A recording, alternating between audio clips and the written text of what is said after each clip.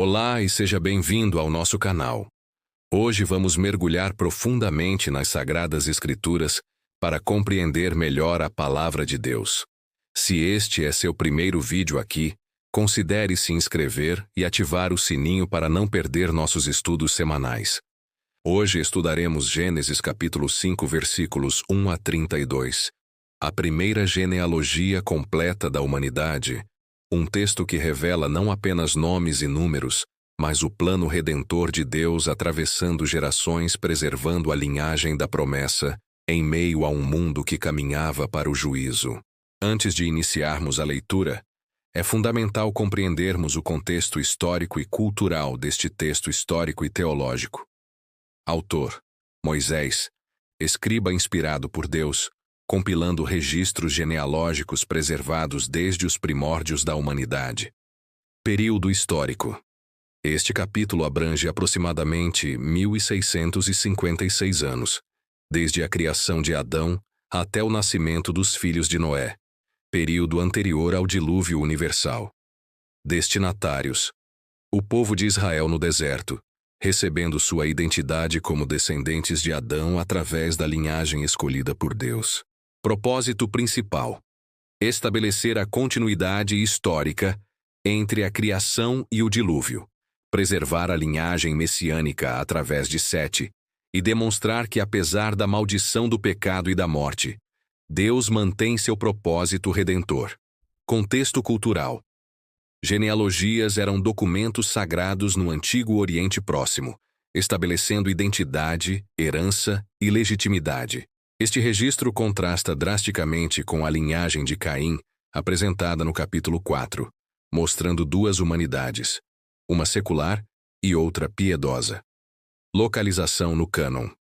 Gênesis 5 é a ponte entre a queda da humanidade em Gênesis 3 e o juízo do dilúvio em Gênesis 6:9, demonstrando que Deus preserva um remanescente fiel. Este texto não é apenas história, mas teologia encarnada que revela como Deus opera através das gerações para cumprir suas promessas, mesmo quando a morte reina sobre a humanidade caída.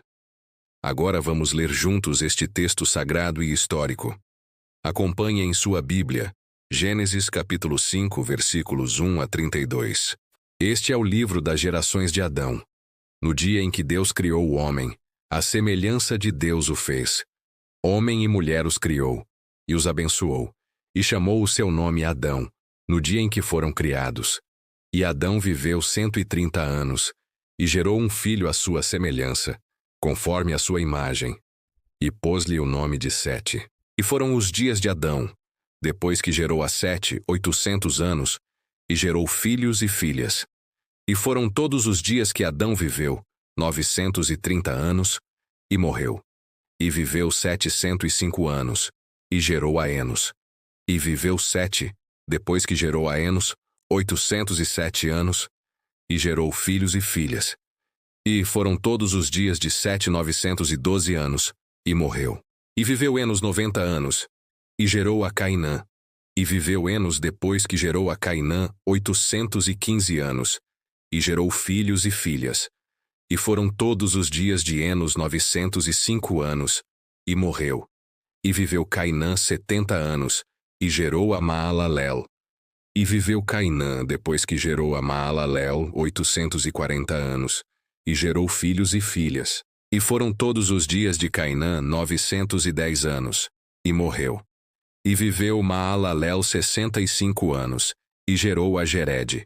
E viveu Maalalel, depois que gerou a Jered, 830 anos, e gerou filhos e filhas. E foram todos os dias de Maalalel 895 anos, e morreu. E viveu Jered 162 anos, e gerou a Enoque. E viveu Jered, depois que gerou a Enoque 800 anos, e gerou filhos e filhas. E foram todos os dias de Jered 962 anos, e morreu. E viveu Enoque 65 anos, e gerou a Matusalém. E andou Enoque com Deus depois que gerou a Matusalém 300 anos, e gerou filhos e filhas. E foram todos os dias de Enoque 365 anos, E andou Enoque com Deus, e não apareceu mais porquanto Deus para si o tomou. E viveu Matusalém 187 anos, e gerou a Lameque. E viveu Matusalém, depois que gerou a Lameque, 782 anos, e gerou filhos e filhas. E foram todos os dias de Matusalém 969 anos, e morreu. E viveu Lameque 182 anos, e gerou um filho, a quem chamou Noé, dizendo: Este nos consolará acerca de nossas obras e do trabalho de nossas mãos, por causa da terra que o Senhor amaldiçoou. E viveu Lameque, depois que gerou a Noé, 595 anos, e gerou filhos e filhas. E foram todos os dias de Lameque 777 anos, e morreu. E era Noé da idade de 500 anos, e gerou Noé a Sem, Cão e Jafé. Agora vamos analisar a estrutura literária e teológica deste texto, observando seus padrões, exceções e significados profundos. A fórmula introdutória. Este é o livro das gerações de Adão, estabelece um registro oficial, uma Toledô hebraica, que significa história familiar ou genealogia. Este não é um simples registro de nomes, mas um documento teológico que rastreia a imagem de Deus através das gerações. A reafirmação da criação. O texto volta deliberadamente ao ato criativo de Deus, lembrando-nos que a semelhança de Deus o fez. Esta não é uma genealogia comum, é a história de portadores da imagem divina. Mesmo após a queda, a humanidade ainda carrega a marca de seu Criador.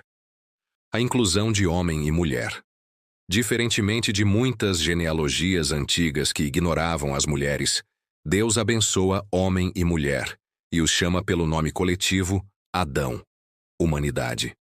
Isso estabelece a dignidade igual de ambos os sexos como portadores da imagem divina, fundamental para compreendermos nossa identidade. Lição: nossa identidade não começa com o pecado, mas com a criação à imagem de Deus. Mesmo em uma genealogia que registrará morte repetidas vezes, começa com vida, bênção e dignidade divina. A fórmula repetitiva. Observe o padrão que se repete como um tambor fúnebre. Viveu, viveu mais, gerou outros, total de anos, e morreu. Esta estrutura literária é intencional. É o som da morte ecoando através das gerações, cumprindo a advertência divina. Certamente morrerás. A propagação da imagem. Note a frase crucial no versículo 3. Adão gerou um filho à sua semelhança, conforme a sua imagem. Enquanto Adão foi criado à imagem de Deus, agora gera filhos à sua própria imagem, uma imagem caída, marcada pelo pecado. A corrupção é hereditária. O pecado é transmitido de geração em geração. A longevidade antediluviana. As idades extraordinárias, mais de 900 anos, não são míticas, mas revelam condições ambientais diferentes antes do dilúvio e a vitalidade original da criação de Deus. Essas longas vidas também permitiram rápido crescimento populacional e transmissão direta de conhecimento entre gerações. Adão poderia ter conhecido seus descendentes até Lameque. Lição: o pecado tem consequências universais e irreversíveis. A morte não é natural, mas a sentença pelo pecado. Cadase morreu é um sermão sobre Romanos 6:23. O salário do pecado é a morte. A genealogia inteira grita pela necessidade de um redentor. A ruptura do padrão. Pela primeira vez, a fórmula muda drasticamente. Sobre Enoque não se diz "e morreu", mas algo extraordinário. Andou Enoque com Deus e não apareceu mais porquanto Deus para si o tomou. Em meio ao vale de sombra de morte, surge um raio de esperança. A morte pode ser vencida. O significado de andar com Deus. Esta expressão hebraica transmite comunhão íntima, habitual e progressiva com o Senhor. Não foi um momento místico isolado, mas um estilo de vida de 300 anos após o nascimento de Matusalém. Enoque viveu em constante comunhão com Deus, enquanto cumpria responsabilidades terrenas. casamento, filhos, trabalho. O testemunho profético, Judas 14:15, revela que Enoque profetizou sobre o juízo vindouro. Sua caminhada com Deus não era escapismo religioso, mas engajamento profético. Ele proclamou verdades impopulares em uma era perversa, e ainda assim manteve intimidade com Deus. A tipologia messiânica. Enoque é tipo de Cristo e da Igreja. Assim como Enoque foi trasladado antes do dilúvio, juízo, a Igreja será arrebatada antes da grande tribulação. Ele demonstra que a comunhão com Deus vence a morte, verdade plenamente revelada na ressurreição de Cristo. Lição: a morte não é invencível. A comunhão íntima com Deus transforma nosso destino eterno. Enoque prova que é possível viver piedosamente em uma geração perversa e que Deus honra aqueles que o buscam diligentemente. O recorde de longevidade. Matusalém viveu 969 anos, o recorde humano. Mas este número não é acidental, é profético. Segundo estudos cronológicos, Matusalém morreu no mesmo ano do dilúvio. Seu nome significa, quando ele morrer, isso virá. Ou homem do dar do juízo. A paciência de Deus. Cada ano de vida de Matusalém era um ano de graça, adiando o juízo. 2 Pedro 3:9 nos ensina que Deus é longânimo, não querendo que alguns se percam, senão que todos venham a arrepender-se. A longa vida de Matusalém pregava sem palavras. O juízo vem, mas Deus é paciente. O testemunho silencioso. Enquanto seu pai Enoque pregava com palavras proféticas, Matusalém pregava com sua própria existência. Sua vida era um relógio profético, contando regressivamente para o dilúvio. Cada aniversário era um chamado ao arrependimento. Lição: a paciência de Deus não é fraqueza, mas misericórdia. O adiamento do juízo é oportunidade para arrependimento. Devemos responder à longanimidade divina com gratidão e conversão, não com presunção e complacência. O significado profético do nome. Lameque chama seu filho de Noé. Descanso, alívio, consolação. E explica: este nos consolará acerca de nossas obras e do trabalho de nossas mãos, por causa da terra que o Senhor amaldiçoou. Lameque reconhece a maldição de Gênesis 3:17-19 e espera alívio, através de seu filho. O cumprimento parcial. Ironicamente, Noé não trouxe alívio imediato. Ele foi instrumento do maior juízo da história. Contudo, através do juízo do dilúvio, veio um novo começo, uma terra purificada. Noé preservou a humanidade e, segundo Gênesis 9:20, plantou uma vinha, começando uma nova era agrícola. O cumprimento último. Noé aponta para Jesus Cristo, o verdadeiro Consolador que nos dá descanso do peso do pecado. Vinde a mim, todos os que estáis cansados e oprimidos, e eu vos aliviarei. Mateus 11:28. Através de Cristo vem o descanso eterno e a reversão final da maldição. A preparação do juízo. A genealogia termina estrategicamente com Noé aos 500 anos, gerando Sem, Cão e Jafé. O palco está montado para Gênesis 6, a corrupção humana que exigirá o dilúvio e a provisão divina, através de Noé, para preservar a humanidade. Lição: em meio ao juízo, Deus sempre provê salvação. Noé nos ensina que Deus prepara libertadores antes que a crise chegue. Nossa esperança não está em circunstâncias melhoradas, mas no Redentor prometido, que remove a maldição do pecado. Deste texto histórico e teológico, podemos extrair 4 lições fundamentais para nossa vida cristã. Primeira lição: a universalidade da morte e a necessidade de redenção. A frase "e morreu" aparece 8 vezes neste capítulo, como um refrão sombrio que atravessa séculos. Não importa se alguém viveu 365 anos como Enoque ou 969 como Matusalém. Com uma exceção, todos morreram. A morte é democrática e universal, o salário do pecado que atinge toda a humanidade descendente de Adão. Esta verdade nos confronta com nossa necessidade absoluta de um Salvador. Romanos 5:12 explica: por um homem entrou o pecado no mundo, e pelo pecado a morte, Assim também a morte passou a todos os homens, por isso que todos pecaram. Nenhuma longevidade, nenhuma genealogia nobre, nenhuma realização humana pode vencer a morte. Precisamos de intervenção divina. E ela veio em Cristo, que venceu a morte através da ressurreição. Segunda lição: a comunhão com Deus transforma destinos. Enoque é a exceção gloriosa que prova a regra e anuncia a esperança. Sua história nos ensina que andar com Deus é possível mesmo em uma era perversa. Segundo Judas, Enoque profetizou contra a impiedade de sua geração. A comunhão íntima, habitual e progressiva com o Senhor não apenas melhora nossa vida terrena, ela transforma nosso destino eterno. Andar com Deus não significa isolamento religioso ou misticismo impraticável. Enoque tinha esposa, filhos, responsabilidades. Significa orientar toda a existência pela presença divina, tomar decisões em consulta com Deus, ter o coração sintonizado com os propósitos celestiais mesmo, enquanto vivemos realidades terrenas. Hebreus 11:5 resume: pela fé, Enoque foi trasladado, porque antes da sua trasladação, alcançou o testemunho de que agradara a Deus. Terceira lição: Deus preserva sua linhagem redentora através das gerações. Esta genealogia não é aleatória. É a linhagem messiânica que vai de Adão a Noé, e depois continuará até Abraão, Davi e finalmente Jesus Cristo. Enquanto o capítulo 4 registra a linhagem de Caim que termina em violência e poligamia, o capítulo 5 preserva a linhagem de Sete, o filho dado em lugar de Abel.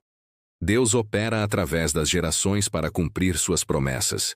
Cada nome nesta lista é um elo na corrente da redenção. A fidelidade de Deus não depende da perfeição humana. Todos esses homens eram pecadores, mas de seu compromisso inabalável com seu propósito redentor. Isso nos encoraja. Deus completará o que começou em nossas vidas e na história humana. Quarta lição: a paciência de Deus é oportunidade para arrependimento.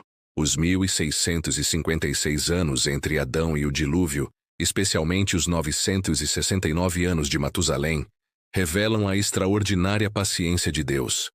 O Senhor não enviou o dilúvio precipitadamente, mas esperou gerações, dando tempo para que a humanidade se arrependesse.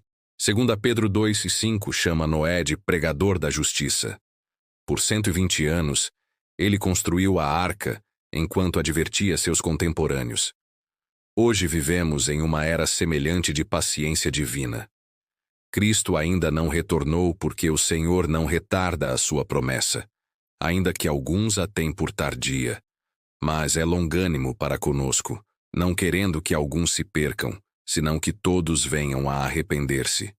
2 Pedro 3:9. A paciência de Deus não deve ser interpretada como aprovação do pecado ou ausência de juízo, mas como última oportunidade para a salvação. A palavra de Deus não foi escrita apenas para conhecimento, mas para transformação.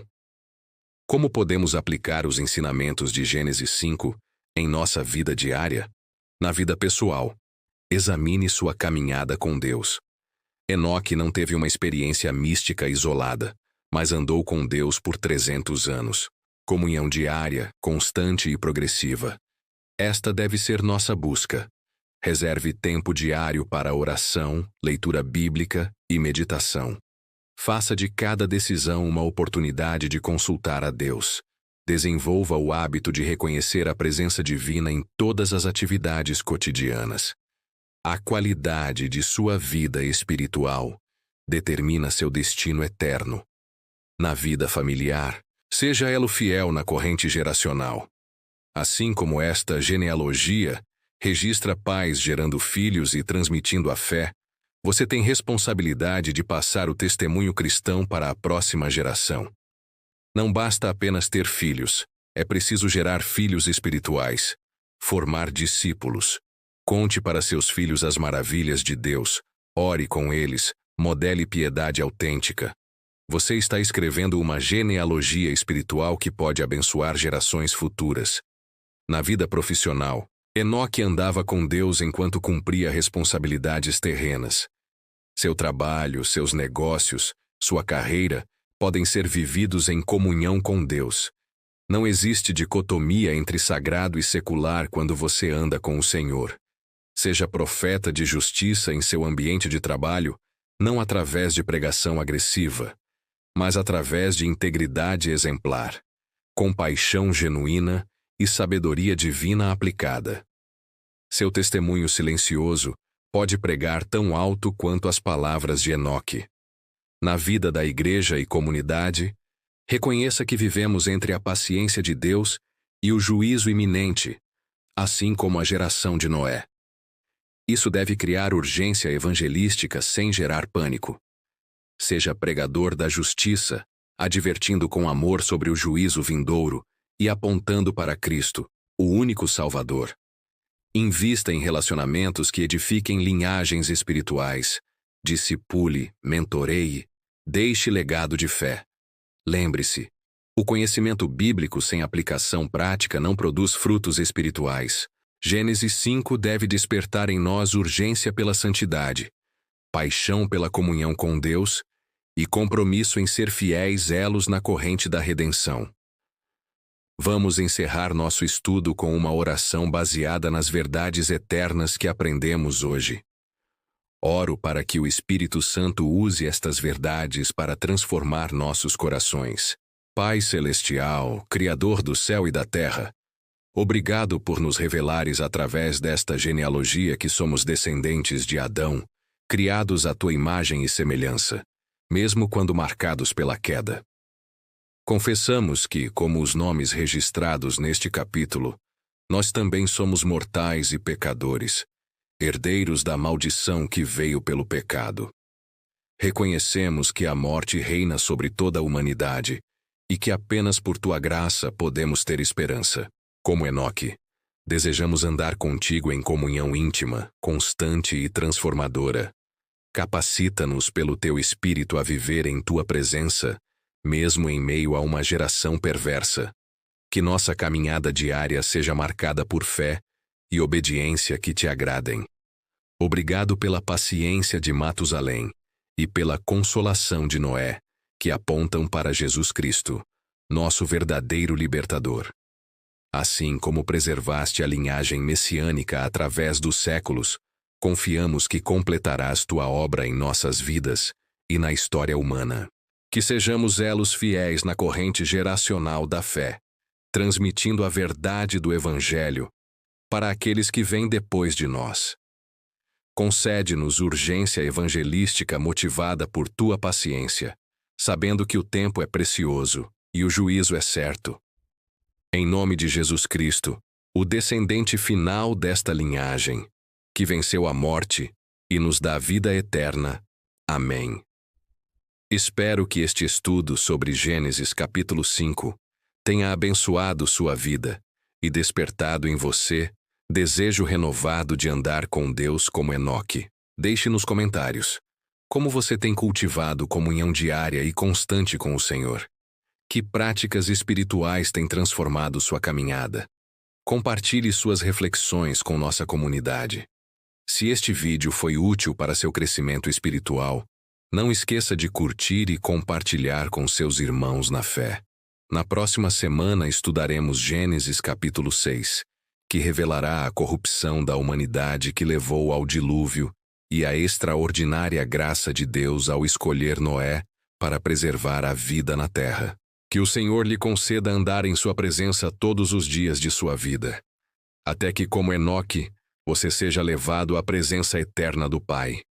Até a próxima.